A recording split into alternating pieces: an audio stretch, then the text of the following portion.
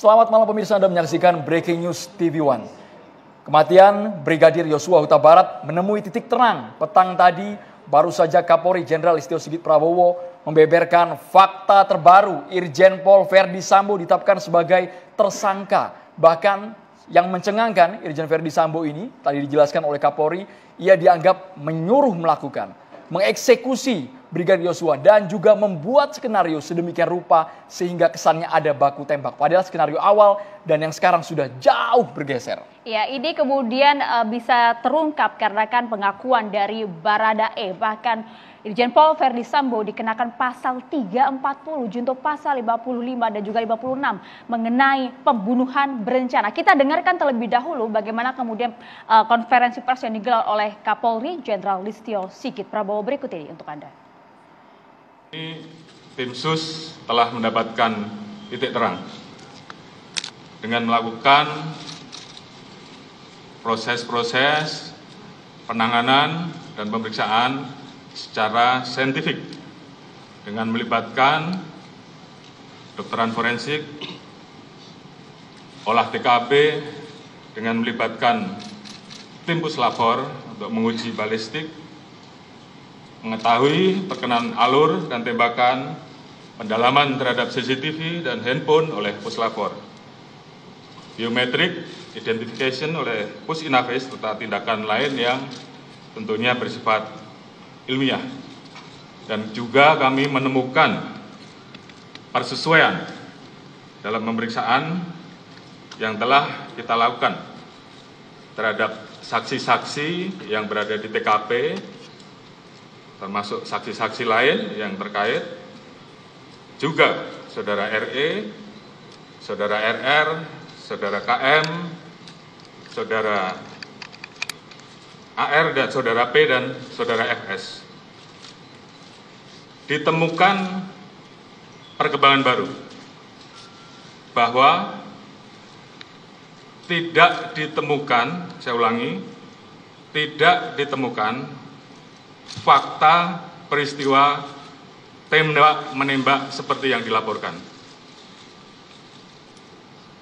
Saya ulangi, tidak ditemukan fakta peristiwa tembak-menembak seperti yang dilaporkan awal. Tim khusus menemukan bahwa peristiwa yang terjadi adalah peristiwa penembakan terhadap saudara J yang mengakibatkan saudara J meninggal dunia,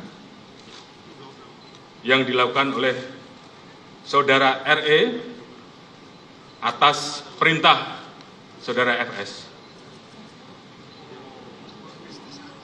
Saudara E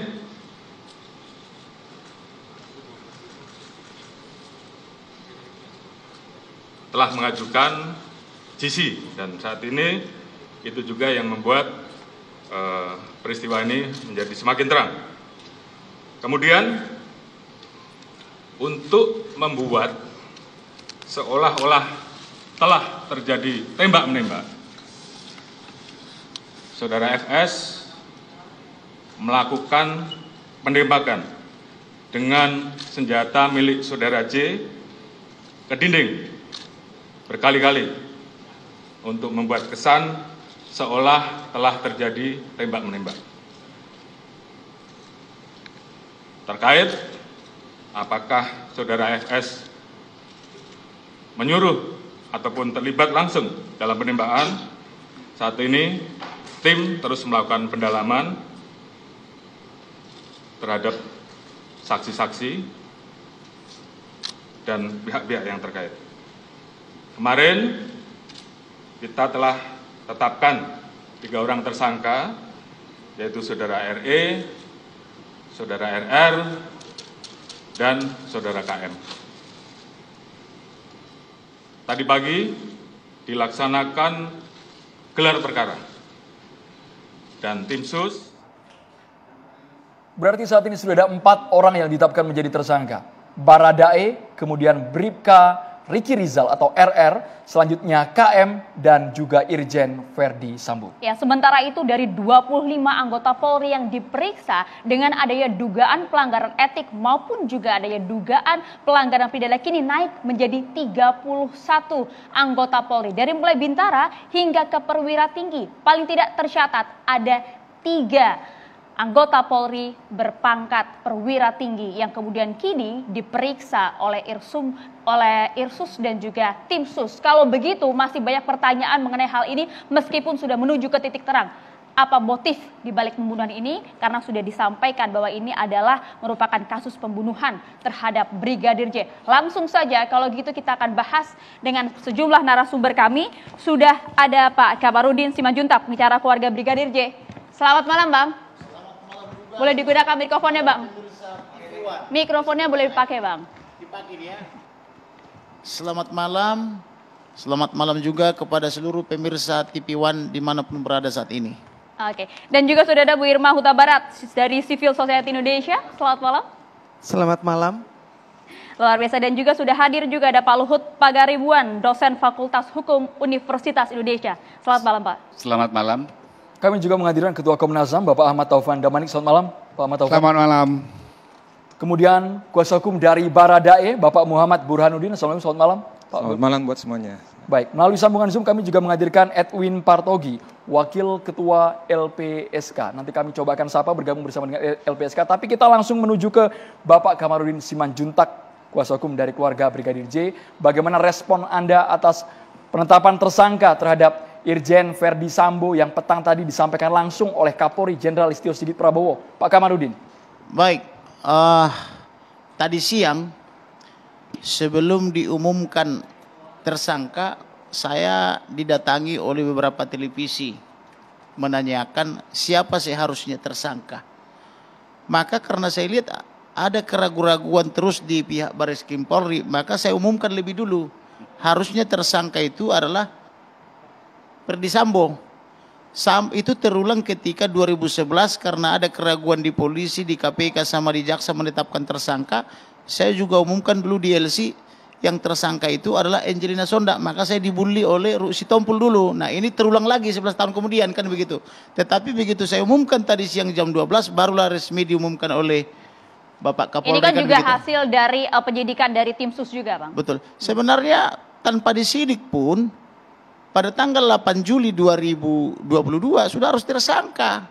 Karena kejadian itu di rumah itu, pembunuhan itu terjadi di rumah itu dengan sangat terencana dari tanggal 21 Juni sampai dengan 8 Juli 2022. Jadi tidak ada alasan lain untuk tidak menjadikan mereka semua tersangka. Justru ini sudah terlampau lama. Kalau saya jadi penyidiknya setengah hari selesai. Semua tersangka, hari ini baru Semua 4 orang, Bang. Baru 4 orang yang jadi tersangka. Yang tukang ancam, yang berinisial D belum. Yang ajudan yang melekat kepada Bapak, kan begitu. Ancaman terhadap Brigadir J? Ancaman terhadap Brigadir almarhum J. Tukang ancamnya kan belum tersangka sampai malam ini. Tetapi kita apresiasi karena Bapak Kapolri akhirnya merelakan, kan begitu, merelakan untuk dijadikan tersangka. Karena biar bagaimana kan, Kadip Propam atau Bapak Verdi Sambo ini kan tangan kanan beliau. Ibaratnya ini kan melepas tangan kanan ini kan tidak mudah. Makanya waktu itu saya bilang supaya tidak berlarut-larut permasalahan ini di mendera institusi Polri, karena di Polri itu ada 427 lebih polisi. Kita selamatkan Polri ini. Bapak Presiden membentuk tim independen supaya dia ditolong oleh kakak-kakaknya itu Angkatan Darat, Laut dan Udara, kan begitu, dengan penyidik koneksitas lainnya.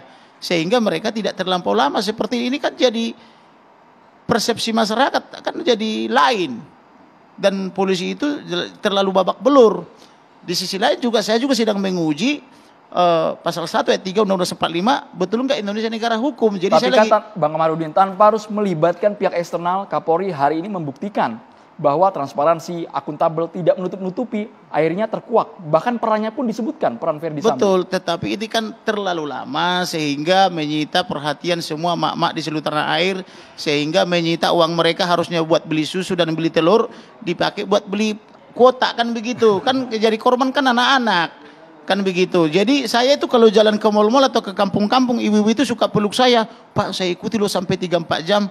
Dari mulai YouTube sampai ke TV. Jadi kapan mereka masak?